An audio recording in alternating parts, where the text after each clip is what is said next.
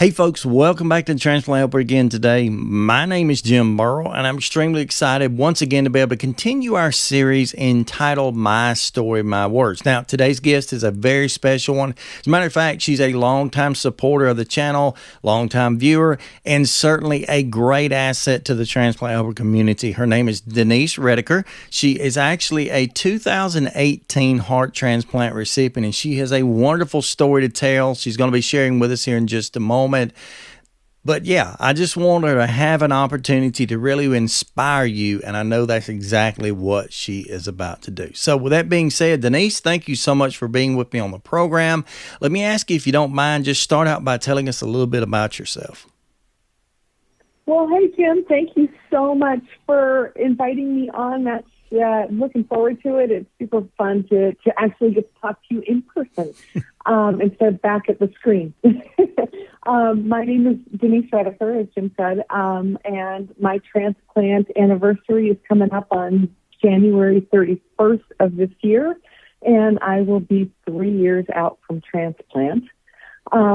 And I am married and have one child. He is 28 years old and lives in San Diego. I live in California, north of San Francisco. Oh, wow. Wine country. Yeah, so y'all are probably enjoying some pretty beautiful weather even now, right? Does that sound about right? It's pretty gorgeous here, mid-50s. It's lovely. Okay. Well, y'all about the same as us today then. We're 54 degrees, and for me, that was plenty nice enough to be able to spend some time outside. But anyway, let me ask you this very first question, really, other than who you are, and that is, how were you first introduced to transplant? What kind of got you started along this journey and made you need a transplant, for that matter?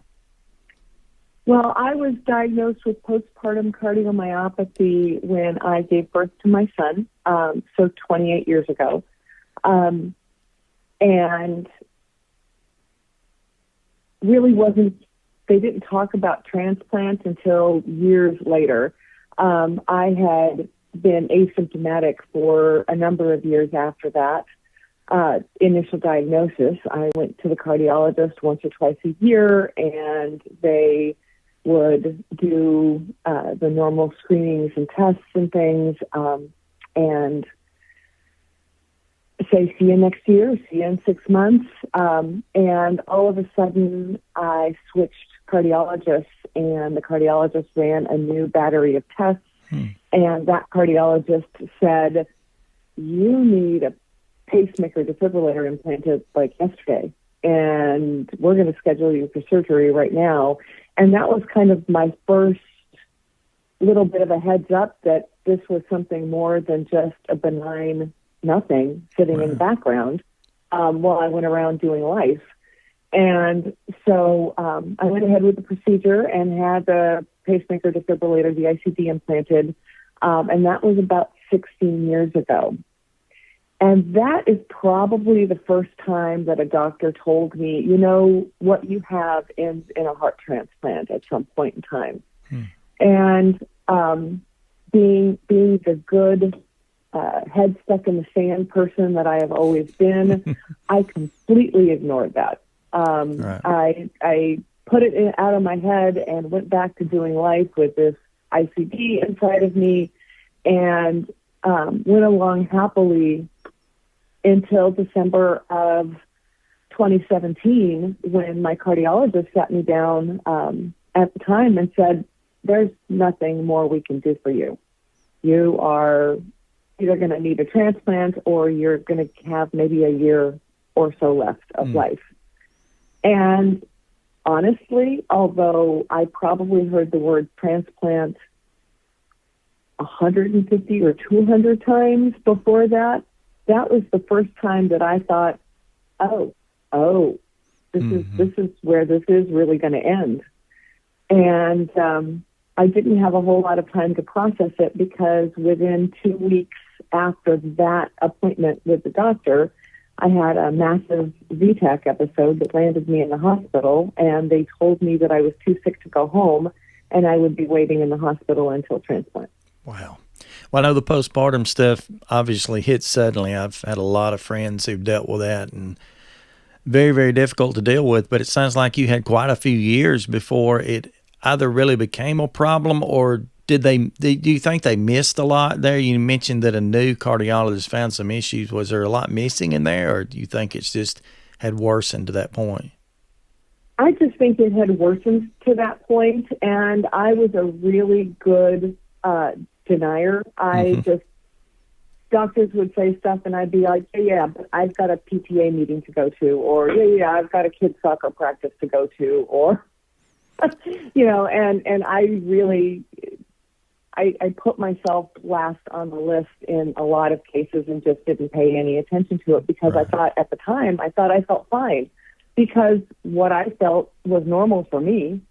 Right. In retrospect, now looking back, I realized that wasn't normal, but it was all I knew, and it was what felt right and normal to me at the time. Right.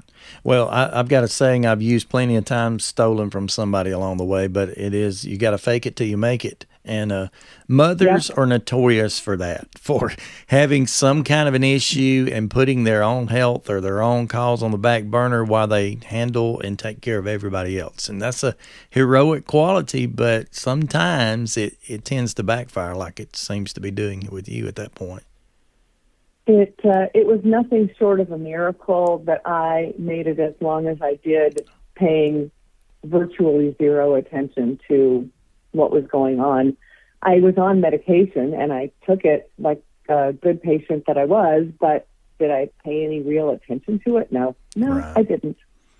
So help me with the math, and you can do it quicker than I can, but how long of time has spanned now? I know you're up to like 2017 or something. How long has spanned between the original postpartum and now this? About 25 years. Oh, wow. Okay. Yeah. Yeah. Yeah. Well, I've saved many times also concerning people who wait so long. Every day that you had, every day that you're given is a day you had. So that's a plus. To go 25 years, you got a lot of time behind you before having to deal with this. So you're finally, like I say, the word has been mentioned over and over. You're finally hitting the reality that transplant is what's in the near future. How does that work out? How do you end up actually getting on the list, I guess you'd say? Well, they were at that last appointment, the one in December of 2017. They were going to begin right after the first of the year, the evaluation process and the workup, but my heart had other ideas. Mm-hmm. It wanted to speed up the process a whole lot. So it was soon after the first of the year that I had that BTech episode and ended up in the hospital and too sick to go home. So that evaluation process just kind of went into overdrive, and they sped up the process, and I had all of the testing and screening, just about all of it. I'd had a few things done prior to December, but the most of it happened in hospital within that first week or so of being in the hospital. Mm-hmm. And I was one of the lucky ones because on January 29th, a surgeon came into my hospital room and said, "We think we have a heart for you." Wow. Okay. So things moved pretty quickly then after that real initial startup to it all. So that's a blessing. God was good to me. He knew that given enough time to process it, I could freak myself out, but I really didn't have a whole lot of time to process it. So. I understand. And I've been a little bit where you are too. What you called it the BTech Storm, I think, a moment ago back.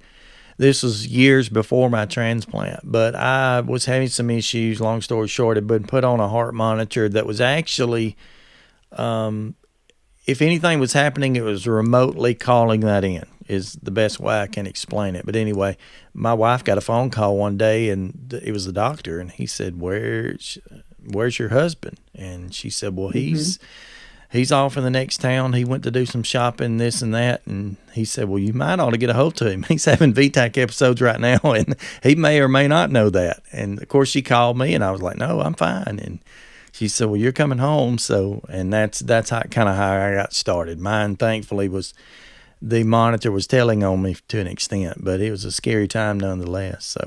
So you're actually you're listed, and they walk in on the what day did you say, the 29th? I think you said the 29th. Okay, so they walk in and say that they've got a potential heart for you. How did that time frame span out there?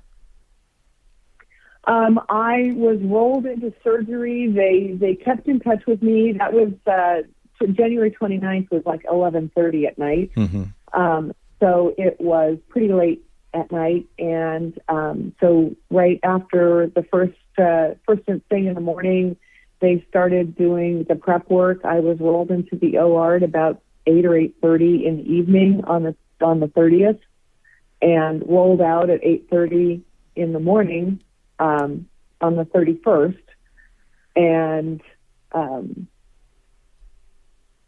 the surgery went really well. I had some complications with the surgery, which is why it took 12 and a half hours. Right.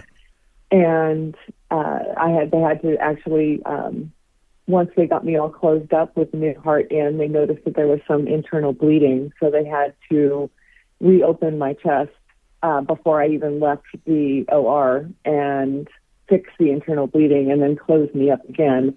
And then a week later, I had more internal bleeding, and so they had to go open my chest up again to fix that. So I had 3 open heart surgeries in the span of a week. Wow.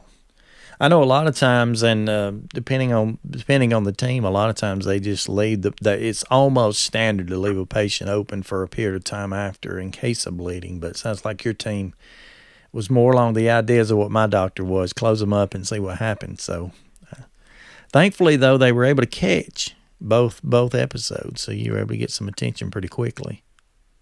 Absolutely. It's a blessing of being in the hospital and having really good team of doctors. I was so blessed to have a really good team of doctors. My transplant was at Stanford University, and the team there was just outstanding.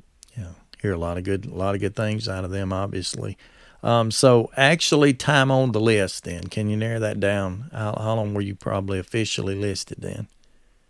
About 3 weeks. Okay. Not long at all then, comparatively. So that's Not long very at all. good.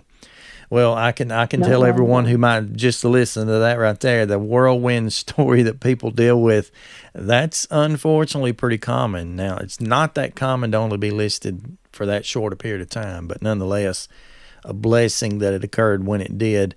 So by going to that, you got to skip all the LVADs, all the other external devices. You went straight to transplant, right? Other than the ICD. Yes. Okay. Yes. Right. Other than the ICD, I went straight to transplant. They were actually talking to me literally, I think, the day before my transplant about LVAD, and I just kept saying, I don't think that's the path I'm supposed to go down. I didn't know why I was saying that, but I just kept saying, I don't think that's the way we're going with this. But we had meetings with the LVAD team. So conversation had begun to go down that road, but luckily, the next day or within the next couple of days, I had gotten the call that our heart was ready for me.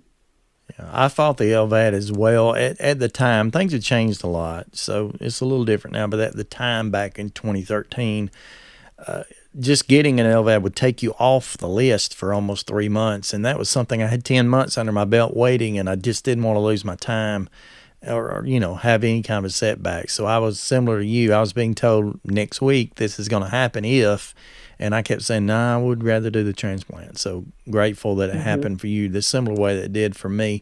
Tell me a little bit about your recovery then. You're about to be 3 years old with your new heart. So what's your recovery been like so far? Well, the first year was pretty bad. And I shouldn't even say the first year. The first 6 months was pretty bad. I had both types of rejection and an infection. I actually was discharged to go home from the hospital with a wound vac. Having your chest cracked open 3 times is bound to end up with an infection of some sort. And so, sure enough, I had an infection on the surgical site. Plus, I had both types of rejection. So I had massive doses of prednisone and plasmapheresis treatments to get that under control. But again, huge blessing that they were able to get it under control. I didn't end up going home to my actual home. Where I live is about 2.5 hours north of Stanford, so I didn't actually get discharged to come home until after the 1st of April. Okay. And so I spent most of that time in and out of the hospital, and came home with a wound back and home health nurses and antibiotic treatments that I had to go through daily. And it wasn't really until I would guess July of 2018 that I started to think, okay, I can see me coming back. Mm-hmm. And starting to do things that felt kind of normal to me. By the end of that year, I actually went to Disneyland in November and had a fantastic time. There you go. So recovery happened, and once the ball started rolling, recovery started happening pretty quickly for me, but it took a while to get the ball rolling to recovery. I had a lot of complications that I had to deal with first. Yeah, well, unfortunately, and you know well, the potential for rejection within that first year is, honestly, statistically is about 80-some-odd%, and so it's pretty high. But when you deal with that inside of the first year, and then you add on this wound infection, that's a huge setback. And so grateful that you've gotten past that, but that's a huge setback in the beginning. And so someone's, if they're trying to come out of transplant and trying to heal, your body's putting so much effort into just that healing process. And if you throw in any issues, it sets you back, and there's a new place to start. But thankfully you found that new place, and you've been to Disneyland. I mean, come on. What else can you ask for post-transplant? I actually did a 5K at Disneyland before they shut it all down. That's unbelievable. That's great. All right. Well, let me ask you this next question, kind of transition into something else. But so recovery's gone well after that initial 6 months to a year-ish time. What would you suggest? And this is obviously just up to you. What would you suggest might be the best and the worst thing that's come as a result of transplant? You can flip those if you'd like, put them either way, but best and worst thing that you've dealt with since transplant. Well, I've got too many things to list that you probably don't have time for the best, so I will narrow it down. The best is time. It is never lost on me that every day I get up is a gift. Every breath I take in is a breath that I probably shouldn't have had if not for the gift of an organ donor. Mm-hmm. That's never lost on me. And that's got to be the best thing that comes out of transplant. Another great thing that comes out of transplant is that it is a great teacher. Yeah. It is the best teacher on how strong you can be, how tough you can be, how resilient you can be. It's a great teacher. It teaches you probably more than you want to know, but transplant is a great teacher. It will teach you a lot about yourself and who you are and what you're made of and where the rubber meets the road with your faith if you're a person of faith. Yes. And it just teaches you a whole lot. And the last thing I will list on my list of great things that come out of transplant is the ability to give back. You've done that so beautifully with the transplant helper. And actually, you were one of my inspirations to figure out my own niche to give back to the community.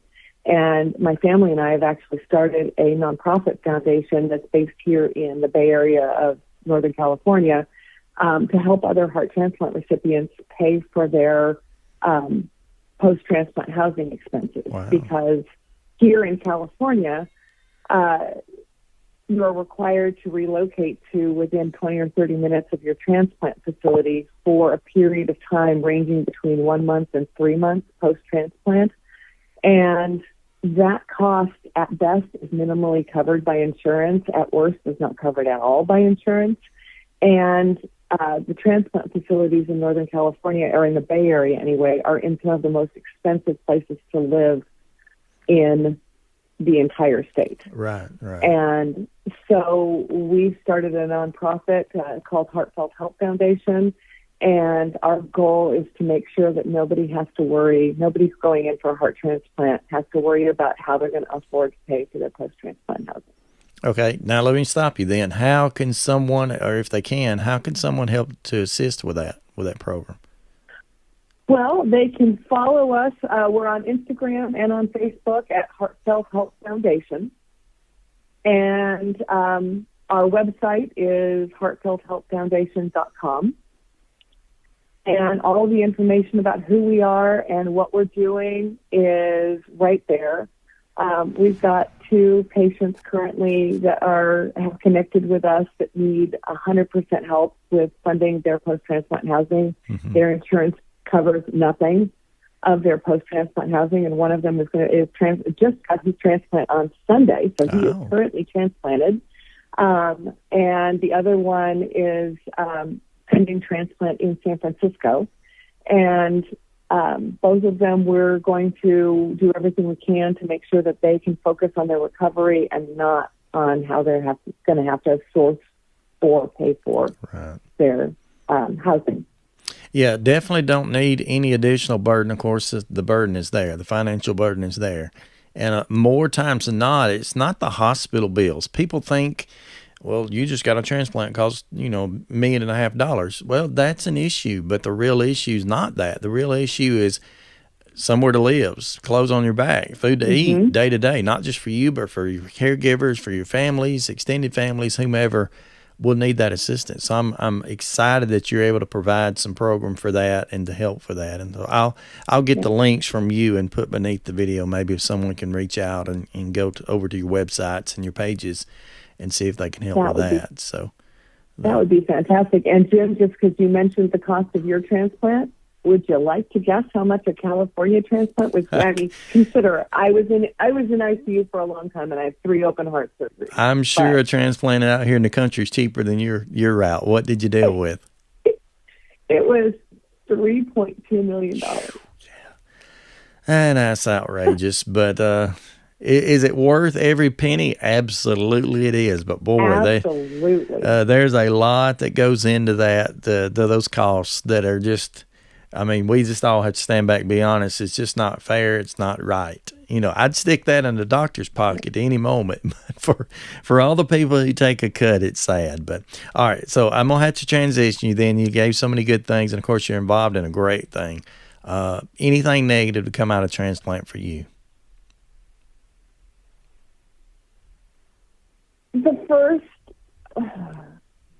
It's kind of a positive and a negative. It's really hard to label anything as like a true negative because even the negative things teach you. And that's part of the teaching and learning experience that transplant is so very good at, is that the first 6 months after transplant were really hard. They were really, really hard.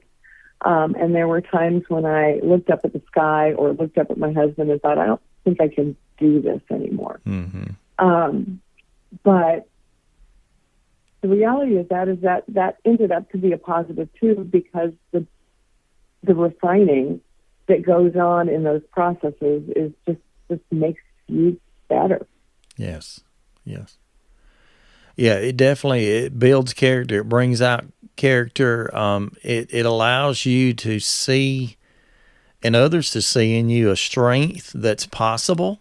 That becomes a motivator. I mean, I had those days where I, was laying on the couch post-transplant and thought to myself, boy, I made a mistake. I was better off than this before. But the truth is that was not true. And so, yeah, it definitely is a refiner. Putting us through the fire and putting our feet to the fire, per se, is a refiner of that. So, yeah, I can see the negative feelings that come along with the positive output or whatever that comes from it as well. Yeah. Well, let me ask you this, and you seem to be a pretty wise person on this, especially 3 years in. What is your best piece of wisdom or advice you would give to someone that's either facing transplant right now, or maybe just come out? Like you gave an example a moment ago, somebody who's just had their transplant. What's a piece of advice you'd like to give them? Well, the one thing I wish I had done that I did not do is write everything down. Mm-hmm. I did not write a journal. I'm still not a journaling person. That is just that's not my jam. But I wish that I had written down the story of transplant, because there's so much in that process that you forget because you're trying so hard to focus. And for me, I was coming out of anesthesia for quite a long time after 3 open heart surgeries. And so some of that is just lost in the haze of all of that. So I wish that I had written stuff down. So when I talk to either people who are pre-transplant or people who are just starting down this, immediately post-transplant, tell your story. Write it down so that when you look back in a year, you'll think, oh, yeah, that happened. Mm-hmm. And the other thing that I got pretty good at, and I am good at now, but I wasn't great at before, was worrying about dumb questions. There are no dumb questions. Absolutely. Ask every question. Absolutely. Ask every question, because there isn't a dumb question out there. And if you don't understand it, make them stay until you do. Absolutely. And yeah, there are no dumb questions, and you can't even ask a dumb question more than once and be wrong.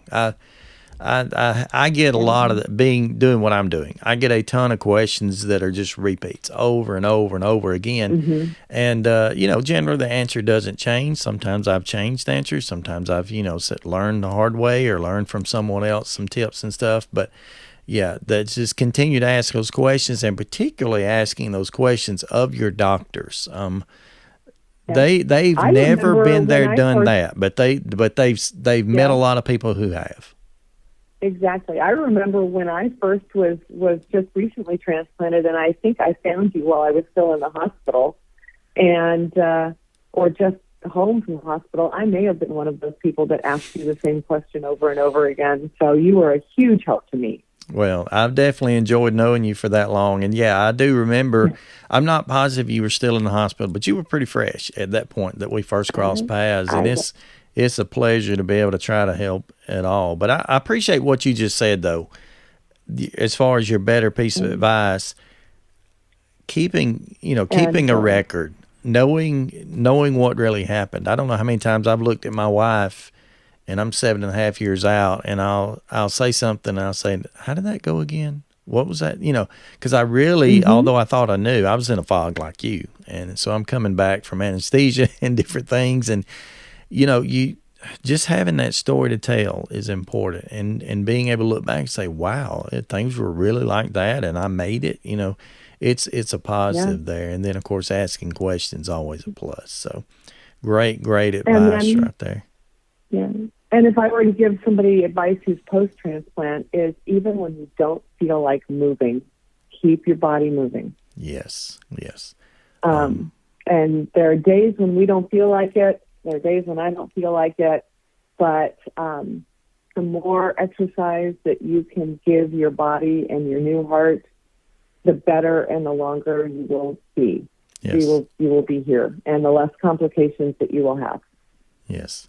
I call that keeping your legs, and that applies itself definitely because the more you can keep your legs pre, the quicker you'll get out of bed post. But even after, every amount of activity that we can get, physical activity, is an advancement, not only in the right direction of continuing to live, but always preparing yourself for if this day should have to repeat itself. It just does sometimes, and so be ready for whatever comes your way, I think is what I would say. So excellent. Absolutely. Excellent. Anything else about your story that we missed that you'd like to add right quick?